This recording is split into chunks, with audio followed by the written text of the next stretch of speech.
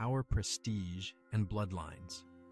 Defined royalty for many centuries, yet behind the dazzling crowns and magnificent palaces lurked a darker fixation focused on maintaining pure lineage within the world's most influential dynasties. Affection and personal choice were frequently sacrificed for obligation and hereditary ties. Marriages between cousins occurred repeatedly, as did unions between uncles and nieces, and over time, the effects emerged in deformed bodies, deteriorating minds, and haunting legacies, recorded by history that could not be dismissed. Today we reveal the startling reality of royal inbreeding, not only exploring how it transpired, but examining the profound impact it had on the monarchs who endured its heavy price, from unusual abnormalities to sovereigns incapable of ruling. These accounts are as heartrending as they are unforgettable. Before the story unfolds, click subscribe and ring the bell. Inbreeding, by definition, involves reproduction between closely related individuals, such as siblings, cousins, or uncle and niece. For most people, this might seem unimaginable, but for centuries, European royal families regarded it as an indispensable necessity. By marrying within their own blood, they aimed to safeguard their dynasty's claim to the throne, strengthen political bonds, and prevent dispersion of wealth. What they failed to comprehend fully was that this practice greatly heightened the chance of genetic illnesses. Inbreeding increases the likelihood that offspring inherit two identical copies of a recessive gene, which can cause a variety of physical disabilities and mental disorders. To evaluate how inbred an individual is, scientists apply the concept of the inbreeding. A coefficient with a value of 0 indicates no inbreeding, while a value of 1 signifies complete genetic identicalness.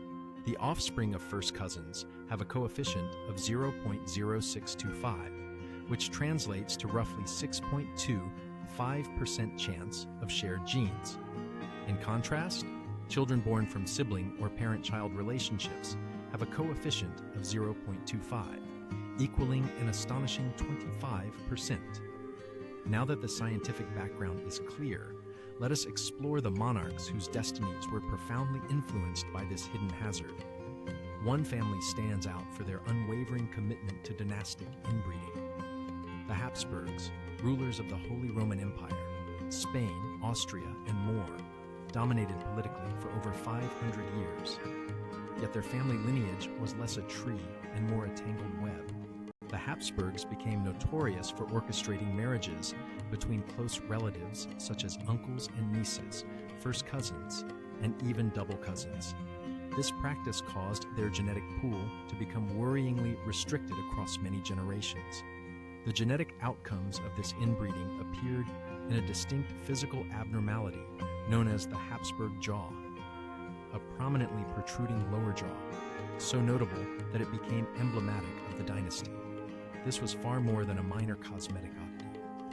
The jaw abnormality created difficulties in chewing, unclear speech, and serious health issues. No Habsburg ruler suffered more intensely than King Charles II of Spain, who was born from an uncle-niece marriage.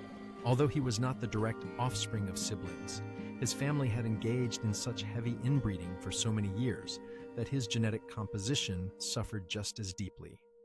Charles faced numerous health challenges from birth. He was born with an oddly shaped skull and an unusually large tongue that made speaking a struggle. Severe learning difficulties further complicated his early years. He did not learn to walk until he was 8 years old, and only began speaking when he was 4. He suffered from chronic illnesses, including measles, rubella, and smallpox, as well as probable kidney and hormonal problems. Some believed he was unable to father children, and indeed, he never had offspring. Known as Charles the Bewitched, many attributed his condition to curses or witchcraft, but the real cause stemmed from his family background. Even after his death, the sorrow continued. His autopsy revealed alarming facts, such as a heart no larger than a peppercorn, decaying internal organs, a single darkened testicle, and a brain swollen with fluid. His reign marked the end of the Spanish Habsburg dynasty and triggered a widespread war over succession throughout Europe. Moving on to Don Carlos, the sole son of King Philip II of Spain and Maria of Portugal. His story is a glaring example of genetic deterioration. Don Carlos had only half the usual number of great-grandparents, a result of repeated cousin marriages over generations. He was born with uneven limbs and legs of different lengths. From a young age, he exhibited severe behavioral issues. As a teenager, his behavior turned violent and paranoid. He once compelled a servant to consume feces and often killed animals by beating them. In his late teens, after suffering a head injury, doctors performed trepanation, a risky and primitive surgical procedure that involved drilling into the skull. A medical procedure aimed at reducing pressure in the brain only made the injury worse, leading to a decline in his behavior. Don Carlos began harming himself and trying to injure others, even attempting to shoot and strangle his half-brother, Don John of Austria.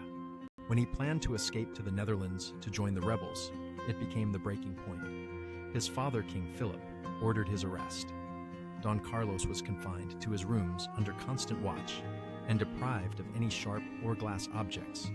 Within half a year, he had deteriorated significantly, likely due to illness, starvation, or poison, and died at just 23 years old.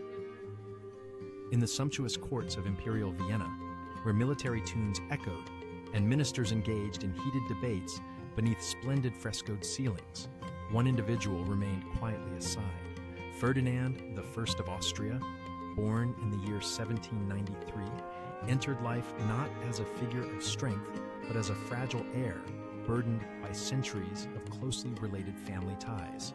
His parents were double first cousins, a union that on paper linked royal families, but practically dealt Ferdinand a challenging genetic fate. From early on, his condition was starkly evident. He suffered from hydrocephalus, a condition causing fluid accumulation in his skull, which brought pressure, pain, and a deformed head shape. He experienced frequent, intense epileptic seizures that sometimes hit without warning, several times daily. His speech was slow and unclear, and his motor abilities were so limited that simple tasks like opening a door were difficult for him. Climbing a single step represented an enormous challenge, yet Ferdinand was far from dull. In private moments, he amazed those around him with his sharp wit, an exceptional memory, and a deep love for science, art, and languages, speaking 5 of them fluently. His journals revealed a man imprisoned within a failing body, yet still capable of deep thought, keen observation, and intense curiosity. He possessed a sharp eye for the natural world and was endlessly intrigued by it, even though moving independently was nearly impossible for him. At a time when monarchy held more than just ceremonial importance, his disabilities created a political dilemma. When he was crowned Emperor of Austria in 1835, the title was mostly symbolic. The real power quickly shifted to a council headed by Prince Metternich. Although Ferdinand wore the crown, he never truly exercised authority.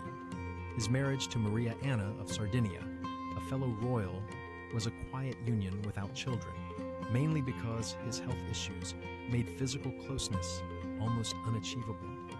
Maria Anna took on the role of caretaker rather than queen, and the couple shared a peaceful companionship instead of royal grandeur.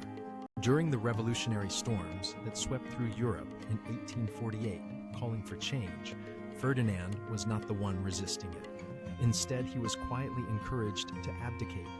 Perhaps for the first time, he experienced tranquility in retirement. Ferdinand eventually led a life many described as calm and gentle. He wandered the streets of Prague, handing sweets to children, and was known among locals not as a failed monarch, but as a kind and gentle man. Ferdinand was known as Ferdinand the Gentle. The populace never held him responsible for the troubles of the empire. He was regarded as mild, kind-hearted, and innocent. Ferdinand passed away in the year 1885 at the age of 82, an impressively long life considering the challenges he endured.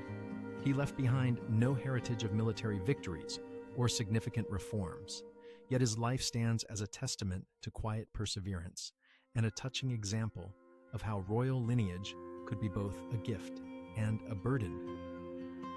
Few rulers suffered emotional wounds from dynastic fixation as profoundly as Maria of Portugal. She was the first woman to govern the nation by her own authority. Her rule started with hope and deep religious faith, but concluded with sorrow, exile, and devastating mental illness. Born in the year 1734 into the Banza family, Maria's heritage was deeply intertwined with the Habsburgs and other close kin. This created a royal dynasty fraught with hidden vulnerabilities. Maria was wed to Pedro III, her father's younger brother, not out of love, but to secure dynastic continuity. This marriage was intended to safeguard the throne, not the well-being of its people. Despite this, their relationship was said to be warm, and they had 7 children, though only a few survived infancy. Each miscarriage or stillbirth seemed to whisper another grim warning from the family's genetic legacy. From an early age, Maria showed profound religious zeal and a nearly mystical feeling of guilt. When Lisbon was struck by the devastating earthquake of 1755, destroying many churches, she saw the catastrophe as a form of divine retribution for human sins. The tragedy of mass killing involving thousands left a lasting scar on her life as Queen Maria. Known for her kindness and resolve, she played a key role in rebuilding Lisbon, transforming sections of her court, and promoting harmony. However, after the passing of her spouse in 1786, her psychological well-being began to decline. The consecutive losses of her eldest son-daughter and a cherished grandson drove her into a deep state of sorrow and hopelessness. Maria's mental crises became visible to the public. She started hearing voices, convinced she was cursed, and reportedly screamed in the presence of the court, insisting she was burning in hell. She prohibited music and joy within the palace, turning official ceremonies into grave proceedings as her personal torment encroached on her governance. Physicians of the time tried all sorts of measures, including cold water baths, isolation enemas, and even restraining garments, treatments that today seem brutal and torturous. Diagnosed with religious mania, she was quietly taken out of power in 1792. Her surviving son succeeded her, ruling in her stead, yet her agony continued. When Napoleon invaded Portugal, the royal family escaped to Brazil. During this journey, Maria was said to have screamed in fear, convinced she was being kidnapped. In Brazil, disconnected from her home and trapped in her delusions, she became known as Maria the Mad. Her last years unfolded in a convent where nuns took care of her. She passed away in 1816, far from the land she once led. Although her mind was lost to suffering, her story continues to resonate through time. Burdened by the weight of duty, lineage, and profound personal sorrow, these royal existences seemed destined to be. Their worlds appeared lavish, adorned with silk, jewels, and power. Yet beneath the crown and behind the grand palace walls, there often lay an individual broken by genetics, expectations, and centuries of misguided customs. Inbreeding was not regarded as cruelty, but rather a necessity. However, as generation followed generation carrying the same flawed inheritance, history recorded its harsh outcomes. Twisted bodies, impaired minds, anxiety, convulsions, grief, and sometimes madness. Each ruler we examined, Charles II, Don Carlos, Ferdinand, Maria, went beyond a mere list of ailments. They were intricate, at times compassionate, at times tragic personalities, formed by decisions they never had the freedom to make. Although history recalls their crowns, maybe it is time to also recognize their humanity, because ultimately, they did not just inherit realms, but also the heavy price those realms demanded. Your support keeps history alive. Subscribe and